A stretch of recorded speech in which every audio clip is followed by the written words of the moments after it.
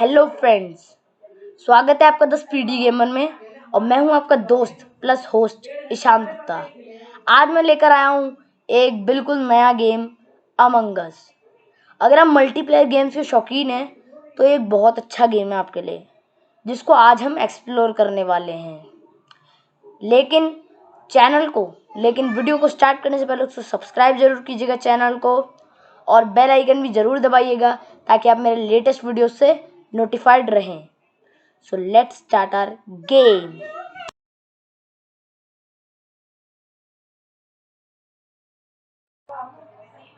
सो friends, ये रहा हमारा ब्लूस्टैक्स 5 एमुलेटर।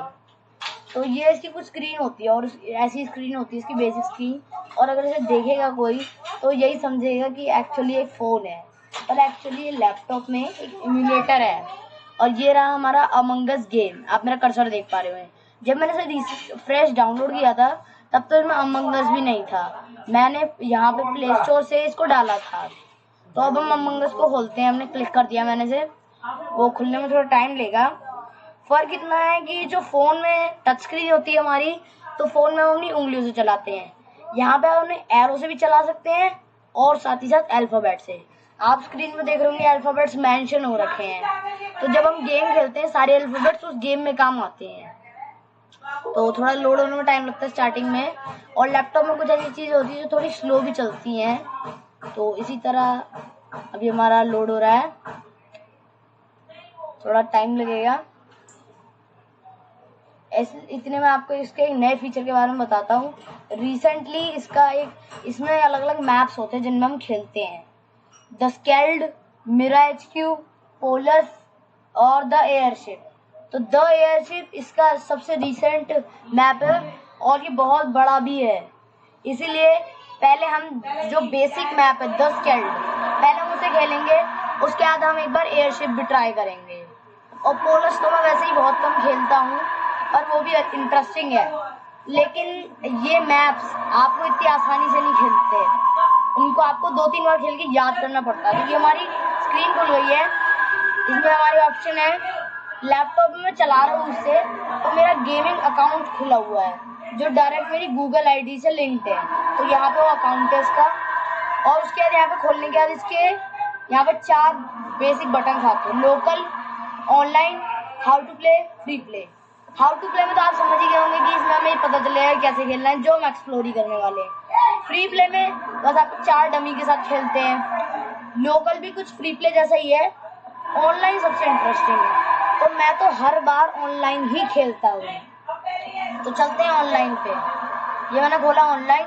ऑनलाइन में 3 ऑप्शन आते हैं। होस्ट में हम अपना गेम बनाते हैं। पब्लिक में हम दूसरे का गेम ज्वाइन कर सकते हैं। और प्राइवेट में हम कोड भी बना सकते हैं। पब्लिक हो चाहे होस्ट, हर गेम में कोड मिलता है। और अगर हमें उस गेम को ज्वाइन करना है तो हम कोड भी डाल सकते हैं। तो पहले हम पब्लिक में जाएंगे, फाइंड गेम करेंगे। और जो आप ऊपर टर्लोई देख रहे होंगे, ये एक मिनट हम बैक चलते हैं। आप ऊपर जो टर्लोई देख रहे होंगे, ये मेरा एक गेमिंग नेम है। अमंग अस में आप फोन में तो अपना नाम चेंज कर सकते हैं, लेकिन लैपटॉप में नहीं कर सकते। मेरा नाम इसने खुद ने सिस्टम ने दिया है और मैं इसे चेंज नहीं कर सकता। एक बार हम हाउ टू प्ले को भी अच्छे से पढ़ लेते हैं और एक्सप्लेन कर लेते हैं बैक जाके। How to play Among Us is a game of teamwork and battle royal.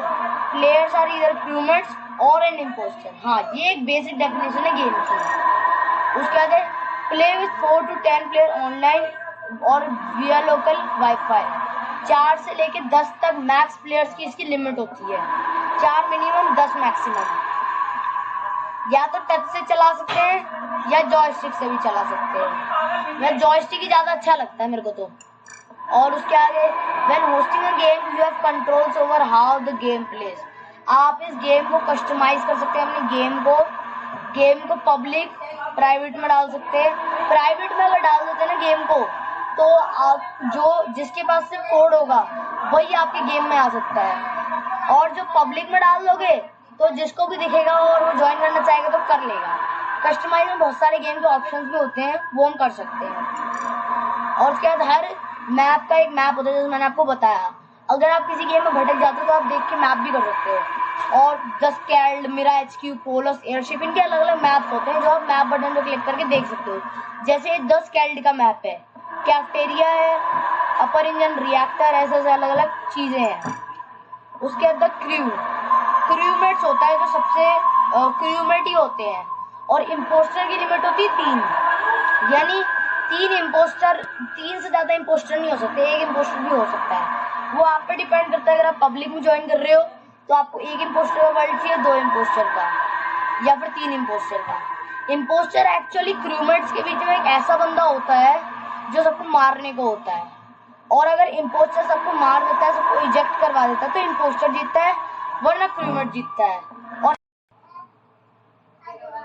और अगर सारे इम्पोस्टर या फिर जो 1 इम्पोस्टर होता है गेम में वो निकल जाते हैं तो क्रूमेट जीत जाते हैं, क्योंकि इम्पोस्टर बचा ही नहीं। और मैं तो ये रेकमेंड करता हूँ कि अगर अपना गेम हो या किसी दूसरे का गेम हो तो 6 या 7 से ज्यादा प्लेयर्स हो ना, तभी मजा आता है, वरना इतने कम प्लेयर्स में कोई मजा नहीं आता। तो ये कुछ बेसिक चीजें यहाँ हम सीख लेते हैं। यहाँ पे आपको टास्क मिलते हैं जो आपको जगह जगह जाके पूरे करने होते हैं। उसमें लिखा होता है कि जैसे कोई इलेक्ट्रिकल रूम में ये वायरिंग फिक्स करनी, तो आप वहां जाओ, तो ऐसे टास्क होते हैं। और इम्पोस्टर जो होता है उसमें सैबोटेज करने का कंट्रोल होता है। वो पूरे मैप में कहीं भी गेट बंद कर सकता है, कहीं भी सैबोटेज कर सकता है। सैबोटेज एक प्रॉब्लम होती है स्पेसशिप में जो इम्पोस्टर कर देता है, और वो गिवन टाइम के अंदर अगर सॉल्व नहीं की गई तो स्पेसशिप खत्म हो जाता है और इम्पोस्टर जीत जाता है।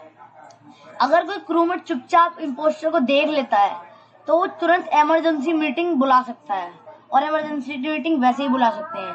इम्पोस्टर किसी को भी मार देता है तो जो उसकी डेड बॉडी होती है वहीं पड़ी रह जाती है। अगर कोई क्रूमेट उसे देखता है तो वो रिपोर्ट कर देता है, और इम्पोस्टर भी उसे रिपोर्ट कर सकता है।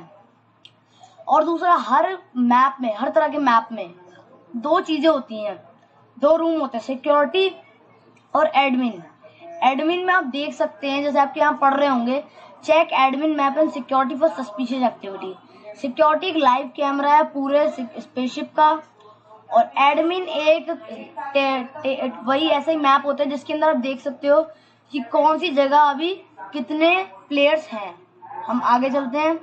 आगे द इम्पोस्टर। अब यहाँ पे इम्पोस्टर के बारे में है। Blend in with the crew. अगर इम्पोस्टर क्रू में बना रहता है, मैं एक बात बताऊंगा, अगर आप इम्पोस्टर बने, वो गेम पे डिपेंड करता है कि आप क्रूमेट बनते हो या इम्पोस्टर। गेम स्टार्ट होने से पहले आपको पता चल जाता है कि आप क्रूमेट हो या इम्पोस्टर। अगर आप क्रूमेट होते हो तो ब्लू लाइट आती है, इम्पोस्टर होता है तो रेड लाइट। और यहाँ पे लिखा है ब्लेंड इन विद क्रू।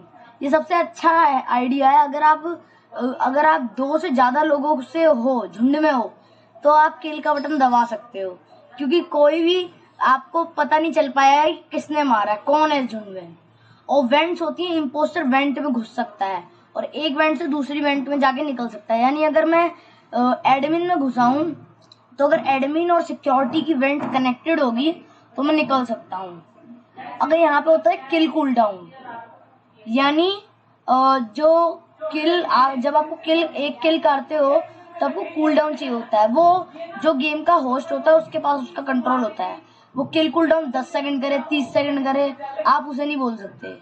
और इम्पोस्टर टास्क भी कर सकता है। अच्छा, उसके आगे हम चलते हैं। अब while playing in person, no talking is allowed to keep the game fair between crew and the imposter. If a player is killed by the imposter, they cannot talk until the game ends. Ghosts still run their assigned task working towards possible crewmates win. हाँ, ये एक चीज है। मान लो मैं एक impostor हूँ और मैंने इस हरे को मार दिया, तो इसकी आत्मा घूमती रहेगी। आत्मा टास्क पूरे कर सकती है, बाकी सैबोटेज को कुछ नहीं कर सकती। डिस्कस, बीच में डिस्कसेस भी होती हैं, रहती हैं। ये देखो, एक इमरजेंसी मीटिंग बुलती है तब ऐसी डिस्कशन होती है। उसके आगे ये वोटिंग होती है। जब इमरजेंसी मीटिंग बुलाई जाती है या फिर कोई डेड बॉडी रिपोर्ट की जाती है तो वोटिंग होती है।